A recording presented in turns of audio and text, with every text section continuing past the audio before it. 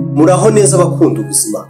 Uyu munsi tugiye guhishura amabanga y'imbuto z'ipapayi kandi tutanasize ubuhangange cyangwa se ubushobozi bwazo buhambaye mu koroshya uburwayi bw'igifu.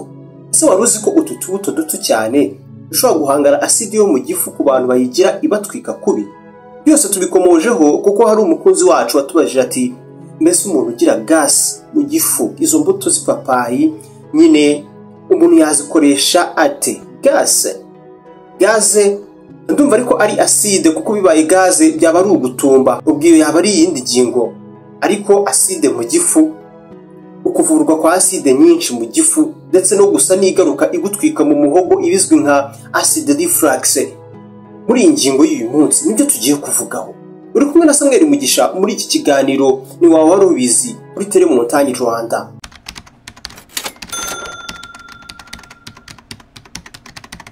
Wibuke munsi y'iyi video ahantu handitse ijambo subscribe niho ukanda ukajya ubona ibiganiro byacu byose mu buryo bukoroheye buri uko tubishyizeho.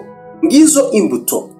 Izi mbuto zuzuye umusemburo cyangwa se imisemburo ishinzwe igogora. Imbuto z'ipapayi zuzuye imisemburo ari nacyo kizigira umuti karemano cyangwa se kamere umuntu yakoresha mu kurwanya aside yo mu gifu, kandi kuzitegura biroroha cyane n'imbuto z'ipapayi.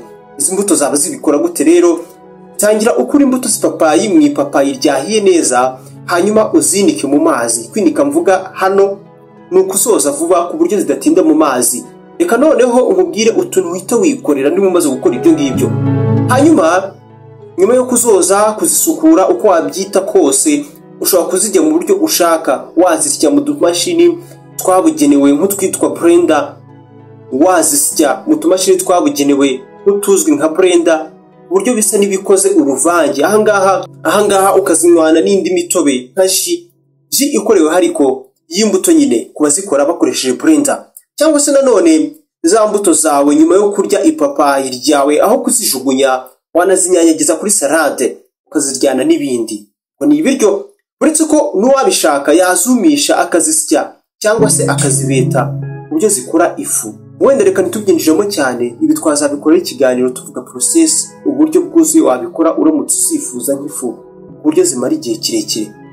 Muri izi mbuto umusemburo cyangwa se inzime yitwa papayi cyangwa se papayi uko wabivuga kose ni umusemburo ushwanyaguza ibizwi nka fibre ndetse na proteine cyangwa se intungamubiri zimwe ziba zihambaye zikomereye igifu cyangwa se ziraza kugora igifu ku buryo mu busanzwe igifu kivubura aside cyangwa se bigisaba kuvubura aside nyinshi irengeje urugero rwinshi mu kuzigogora. Umusemburo rero iyo ubigogoye ibyo bintu birimo proteine rero bita byoroha.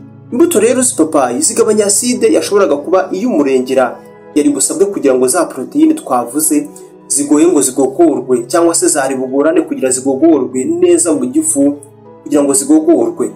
Ibi bihita bituma wiyumva neza kandi umuhangayiko ukagabanyuka. Aside ikigero cyayo yita kijya mu murongo wa nyawo kubera izi mbuto ni imbuto z'ipapayi. Bonise, tangira urya ingano nkeya y'izi mbuto kuko izi mbuto zigira imbaraga cyane, nimbi cyane turebe ku kintu cyitwa imbaraga zazo. Ikindi, iteka jya wumvira umubiri wawe. Niba uziriye umubiri ukagusubiza mu buryo bugusaba cyangwa se usa n'ugusaba kurekera, just stop, ni ukuvuga ngo hagarika. Umvira umubiri wawe igihe uzifata. Niba ugira aside mu gifu, hereza umwanya n'amahirwe utu tubuto dutoya benshi tunajugunya ubusanzwe. Bizagutungura ukuntu tuzabera inshuti magara igifu cyawe n'umubiri wawe. Nubwo inyigo zakozwe kuri izi mbuto zitanga icyizere ko izi mbuto zigabanya iyi aside, ni byiza buri gihe ko tubashishikariza gushaka ubujyanama ku bazobereye ubuzima ndetse n'abaganga, cyane cyane iyo tugeze ku ngingo zerekeye guhindura imirire ufata. Gana abaganga bazobereye ibintu by'imirire wabaza amakuru yisumbuyeho. Ntibibagirwe gukanda like, share ndetse no gukanda ahantu handitse ijambo subscribe munsi y'iyi video niho uhabona kugira ngo ujye ubona utundi tuntu tw'ubwenge twerekeranye n'ubuzima. Tuzasubira ubutaha.